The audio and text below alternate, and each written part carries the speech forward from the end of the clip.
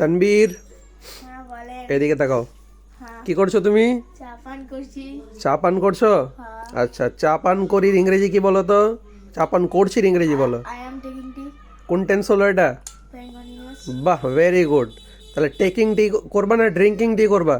Taking tea. আচ্ছা, আমি চা পান করছি হলো, তাই না? হ্যাঁ। আচ্ছা, তো আমি চা পান করছি না নেগেটিভ বানালে কি হবে ওটাকে? I am not taking tea. Very good boy. আচ্ছা, আমি কি চা পান করছি যদি কোশ্চিন বানাই তো? Am I drink, am I take tea? Am I take tea করবা? Am I take tea? Clearly বলো, এম আই টেক টি না এম আই টেকিং টি?